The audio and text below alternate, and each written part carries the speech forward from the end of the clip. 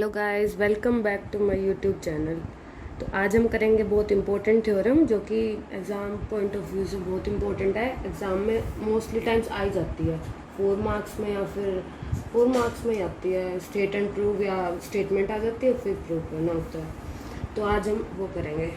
Easy है, बहुत easy है। तो देखते हैं क्या है स्टेटमेंट। स्टेटमेंट है if f is a bounded on a b. अगर कोई फंक्शन है ए बी इंटरवल और बाउंडेड है, बाउंडेड मतलब उसका उसकी लोअर बाउंड भी होगी और उसकी अपर बाउंड भी, तो बाउंडेड हो गया और एफ फंक्शन ले लिया।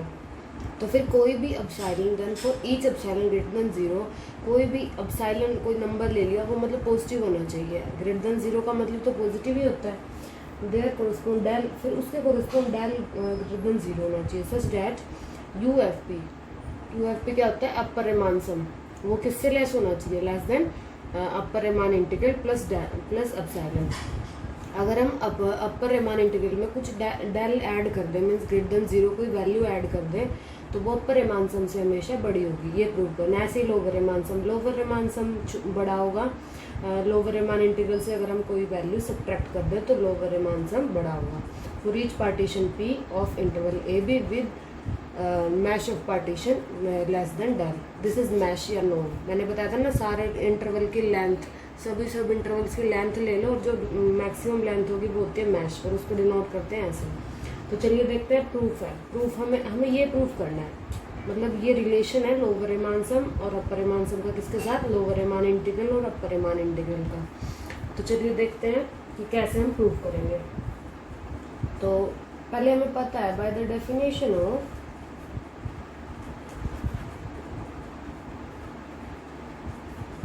अपर एंड लोअर रिमान इंटीग्रल, हमें इसकी डेफिनेशन से पता है। सबको पता है, लास्ट टाइम हमने फॉर्मूले किए थे। क्या किया था? डेफिनेशन क्या है? डेफिनेशन कि जो लोअर रिमान इंटीग्रल होता है f x d x, lower Riemann में नीचे बार आता है, नीचे वाली लिमिट पे, is equals to supremum of, इसका supremum set of lower Riemann sums with respect to set of partitions of interval A B. इसका क्या मतलब है? जो भी सेट बना लो हम पी के, जितने पॉसिबल पार्टीशंस होंगे मतलब ए बी इंटरवल के, तो उसमें जितने भी लोअर रिमान सम्स होंगे, लोअर रिमान सम आगे जितने भी हैं, हर एक पार्टीशन का एक निकलेगा। तो जितने भी इनफाइनाइट मैनी पार्टीशंस होंगे तो उसके इनफाइनाइटली मैनी लोअर रिमान सम निकलेंगे, उनका सम आ गया। उसमें जो सबसे सुप्रीमम वैल्यू होगी, सबसे लीस्ट अपर बाउंड सबको पता है। ये सेट में अपर बाउंड ये होती है, लीस्ट अपर बाउंड तो और भी होती है, लेकिन ये सेट की सबसे बड़ी वैल्यू होती है लीस्ट अपर बाउंड, जो कि सुप्रीमम। और वो क्या होगी? वो हमारी होगी लोअर रिमान इंटीग्रल। अब बात करते हैं अपर रिमान इंटीग्रल की। एंड अपर रिमान इंटीग्रल में कहाँ बार आता है? अपर लिमिट पे एफ एक्स डी एक्स। और ये क्या होती है? इन्फीमम ऑफ, किसके infimum? Upper Riemann sums of set of partitions p of a b. तो ये बात की हमने, ये तो हमने लास्ट लेक्चर में किया ही था कि जो अपर रिमान इंटीग्रल होता है, जो भी इंटरवल ए बी के पॉसिबल पार्टीशंस है, उसका अपर रिमान सम निकाल लो हर एक का, उसका एक सेट बन जाएगा। सेट एक्चुअली ऐसे नोट करते हैं। तो इस सेट में जो भी इन्फीमम होगी, मीन्स ग्रेटेस्ट लोअर बाउंड तो और भी होंगे, तो ग्रेटेस्ट जो लोअर बाउंड होगी, मतलब सेट की जो सबसे कम वैल्यू होगी, वो होगी हमारा अपर रिमान इंटीग्रल। तो ये तो हमने बात की थी पिछले लेक्चर में। अब देखते हैं, ये हमें डेफिनेशन पता ही है। अब ये क्या है? Where infimum and supremum are taken over all partitions of AB। All partitions ही लिए हैं, तभी तो हमने set of partitions P A B लिया। हम पहले किया था कि पी ए बी को किससे नोट करते हैं? ए बी के जितने पॉसिबल पार्टीशंस हैं उसको नोट करते हैं पी ए बी से। Taken over all partitions of interval A b के जितने भी पॉसिबल पार्टीशंस हैं उनके ऊपर इन्फीमम और सुप्रीमम लिया गया है। तो ये तो बात की हमने पिछले लेक्चर में की थी। अब हमें एक और चीज़ पता है, by the definition of infimum and supremum,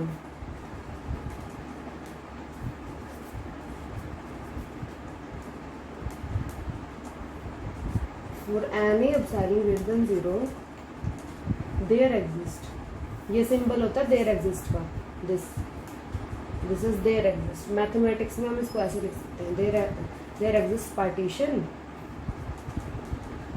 P1 and P2 such that, कैसे लाई करते हैं चलिए एक बार समझते हैं। मैंने बताया ना कि जितने भी लोअर रिमान सम है उन सबका एक सेट बना लिया हमने। लोअर रिमान सम, ये फर्स्ट P1 का लोअर रिमान सम, P2 का लोअर रिमान सम, P3 का, यहाँ बहुत सारे। तो उसकी supremum value means least upper bound, least upper bound ये होगी सबसे बड़ी वैल्यू। अगर हम इसमें से कुछ माइनस कर दें, डेल क्या है ग्रेटर देन 0, मीन्स कोई भी वैल्यू अगर हम माइनस कर दें, जो ये सुप्रीमम है, सुप्रीमम माइनस एप्सिलॉन, अगर हमने एप्सिलॉन माइनस कर दिया तो कोई पॉजिटिव वैल्यू, मतलब इसके बीच में कितने सारे infinite many lower Riemann sums हैं, और इसके अंदर से हमने जो सुप्रीमम वैल्यू उसमें से डेल माइनस कर दिया, तो मतलब वो जो सुप्रीमम माइनस डेल है वो कहाँ एग्जिस्ट करेगी, थोड़ी इधर एग्जिस्ट करेगी, तो सुप्रीमम है। क्योंकि हमें पता है कि सेट में इंक्रीजिंग ऑर्डर में लिखा जाता है जो भी सेट होता है 1 2 जैसे, तो मतलब यहाँ सबसे बड़ी वैल्यू होती है। तो अगर हम सब्ट्रैक्ट कर रहे हैं तो ऑफ कोर्स वो लेफ्ट हैंड साइड ही मिलेगी हमें, तो सब्ट्रैक्शन सुप्रीमम माइनस ई कहाँ मिलेगा, इससे थोड़ी इधर कहीं भी मिलेगी। तो मतलब एक ना एक, मतलब यहाँ किस चीज़ का सेट है, लोअर रिमान सम का, तो एक ना एक हमें फिर यहाँ पे लोअर रिमान सम जरूर मिल जाएगा जो सुप्रीमम माइनस एप्सिलॉन से बड़ा होगा। क्योंकि सुप्रीमम तो खुद ही सबसे बड़ी है, लेकिन सुप्रीमम में से हमने कुछ माइनस कर दिया, कुछ सब्ट्रैक्ट कर दिया, तो वो वैल्यू कम होगी किसी ना किसी लोअर रिमान सम से। मतलब क्या कह रही हूँ मैं, हमें एक ना एक LFP1 ऐसा जरूर मिल जाएगा जो बड़ा होगा किससे, जो सुप्रीमम है। सुप्रीमम क्या है हमारी लीस्ट अपर बाउंड, वो जो सुप्रीमम मतलब किसका सुप्रीमम, लोअर रिमान इंटीग्रल, ये लोअर रिमान इंटीग्रल को बोला गया, उसको बोल रही हूँ मैं सुप्रीमम वैल्यू। इस सेट की सुप्रीमम वैल्यू को क्या बोला, लोअर रिमान इंटीग्रल। तो लोअर रिमान इंटीग्रल में से अगर कुछ सब्ट्रैक्ट कर दे तो एक ना एक लोअर रिमान सम जरूर मिल जाएगा यहाँ पे, क्योंकि सब्ट्रैक्ट करने के बाद ये सब्ट्रैक्ट किया हमने, यहाँ सुप्रीमम वैल्यू है, सब्ट्रैक्ट कर दिया एप्सिलॉन, तो वो जो सुप्रीमम माइनस ई है तो वो यहाँ कहीं एग्जिस्ट करेगा कहीं भी, लेकिन एक ना एक वैल्यू हमें उससे बड़ी ज़रूर मिलेगी। तो वो हमने मान ली P1 की, कोई भी P1 पार्टीशन ले लिया आर्बिट्रेरी। ऐसे ही अगर हम अपर रिमान सम की बात करें, ये अपर रिमान सम्स का सेट है, सारे अपर रिमान सम जितने ए बी पार्टीशन पे जितने पॉसिबल पार्टीशंस हैं ए बी इंटरवल पे, उसके सारे अपर रिमान सम यहाँ कलेक्ट कर लिए हमने, सेट बना लिया। और उसका infimum means least upper bound, greatest lower bound. जो लोअर बाउंड है ना, लोअर बाउंड क्या होते हैं जो सेट की, मतलब लोअर बाउंड यहाँ 1 4, तो सबसे लोअर क्या है 1, और उससे कम -1, सारे लोअर बाउंड हैं, लेकिन ग्रेटेस्ट लोअर बाउंड मतलब सेट की सबसे छोटी वैल्यू 1, मतलब ये इन्फीमम होगी। मतलब इन्फीमम हमें यहाँ कहीं एग्जिस्ट करती मिलेगी। अगर इन्फीमम में हम कुछ ऐड कर दें epsilon, if infimum plus epsilon, अगर हम ऐसे कर दें, इन्फीमम में कोई भी पॉजिटिव वैल्यू ऐड कर दें, तो ये सेट किस चीज़ का है, अपर रिमान सम्स का। तो इन्फीमम में कुछ ऐड करके वो कहाँ एग्जिस्ट करेगा, इन्फीमम प्लस ई कहाँ एग्जिस्ट करेगा, कुछ यहाँ पे, मतलब कोई ना कोई एक वैल्यू हमें ऐसे ज़रूर मिल जाएगी जो इस इन्फीमम प्लस ई से बड़ी छोटी होगी। छोटी क्यों होगी, क्योंकि यहाँ से इंक्रीजिंग ऑर्डर है, ये वैल्यू कम है, और इन्फीमम में कुछ जोड़ दिया तो वो बड़ी हो जाएगी। मतलब ऐसा सेट में ऐसे एग्जिस्ट करती है ना, जैसे मैंने इसमें बताया था, जैसे कि ऐसे एग्जिस्ट कर रही है 1 2 3 4, तो ये हमारा ग्रेटेस्ट लोअर बाउंड है। हमने 1 प्लस कुछ जोड़ दिया तो मतलब यहाँ कहीं एग्जिस्ट करेगा, तो मतलब एक ना एक लोअर रिमान सम हमें यहाँ ज़रूर मिल जाएगा जो छोटा होगा, क्योंकि अगला तो इंक्रीज हो गया, ये तो बड़ा हो गया ना, ये लोअर रिमान, हमने अपर रिमान सम अपर रिमान सम का सेट है ये, तो एक ना एक अपर रिमान सम जरूर मिल जाएगा जो कि इस इन्फीमम प्लस ई से छोटा होगा। तो क्या किया, एक ना एक अपर रिमान सम UFP2 मान लिया, कोई UFP2 अपर रिमान सम छोटा होगा अपर रिमान इंटीग्रल से, अपर रिमान इंटीग्रल प्लस एप्सिलॉन कर दे। इन्फीमम क्या है, मतलब इस सेट का इन्फीमम को क्या बोलते हैं, अपर रिमान इंटीग्रल, तो उसमें हमने एप्सिलॉन जोड़ा है। यहाँ पे जो ये बना है हमारा इन्फीमम, उसमें एप्सिलॉन जोड़ दिया, मतलब इसमें एप्सिलॉन जोड़ दिया। तो ये हमारे पास आ गई इक्वेशन 1 एंड इक्वेशन 2, ठीक है। और अब बात करते हैं कि लेट, हमने लेट कर लिया, let P equals to P1 union P2 is the refinement of, refinement का सबको पता है, ये रिफाइनमेंट क्या होता है अभी बताती हूँ। Refinement of P1 and P2 such that, मतलब हमने P को लेट कर लिया P1 यूनियन P2, और P फिर क्या है, P रिफाइनमेंट है P1 और P2 का। मतलब रिफाइनमेंट क्या होता है, उसमें कम से कम एक एलिमेंट एक्स्ट्रा ज़रूर होता है, जो रिफाइनमेंट है और जिसका रिफाइनमेंट है वो दोनों सबसेट होते हैं, मतलब सबसेट होगा। जैसे P है, P ले लिया 1 2 3, Q ले लिया हमने 1 और 2, सॉरी 1 2 3 4। तो P क्या बना है यहाँ पे, P सबसेट है Q है, क्योंकि P में कम से कम एक एलिमेंट कम है, मतलब Q में एक एलिमेंट ज़्यादा है। तो Q क्या बना है यहाँ पे, Q में एक एलिमेंट एक्स्ट्रा, जिसमें एक्स्ट्रा एलिमेंट हो वो दूसरे का रिफाइनमेंट बन जाता है। मतलब P में कोई ना कोई एलिमेंट एक्स्ट्रा ज़रूर मिलेगा, P1 से भी और P2 से भी। तो हमने एक थ्योरम पढ़ी थी कि अगर P रिफाइनमेंट है P1 और P2 का, तो जो लोअर रिमान सम होता है ना, तो जो लोअर रिमान सम होता है वो जो लोअर रिमान सम होता है, जो लोअर रिमान सम रिफाइनमेंट का होता है, वो हमेशा बड़ा होता है दूसरे पार्टीशन से। मतलब हमने दो पार्टीशन ले रखे हैं, एक तो रिफाइनमेंट और एक पार्टीशन, दो ले रखे हैं। एक पहली बात तो रिफाइनमेंट भी एक पार्टीशन ही है, तो एक रिफाइनमेंट और एक सिंपल पार्टीशन। तो जो लोअर रिमानसम है वो तो रिफाइनमेंट का बड़ा होगा, और जो अपर रिमानसम है वो पार्टीशन का छोटा होगा, मतलब रिफाइनमेंट का छोटा होगा अपर रिमानसम। अपर रिमानसम इस पार्टीशन का बड़ा होगा।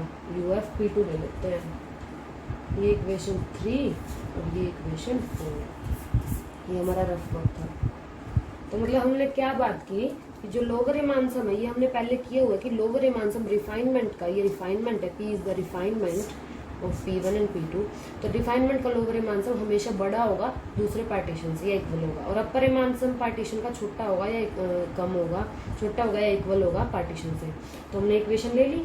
तो अब अगर हम कंपेयर करें किसको, 1 और 3 को, क्योंकि 1 में भी लोअर रिमानसम की बात की गई और 3 में भी, तो 1 और 3 को कंपेयर कर लेते हैं। तो क्या लिखेंगे, फ्रॉम 1 एंड 3, 1 एंड 3 से क्या मिलेगा हमें, हमने पहले ये लिख लेते हैं कि LFP ग्रेटर देन LFP1, और LFP1 से एक और ग्रेटर है, मतलब LFP1 इससे बड़ा है, LFP बड़ा है LFP1 से, और LFP1 बड़ा है इससे।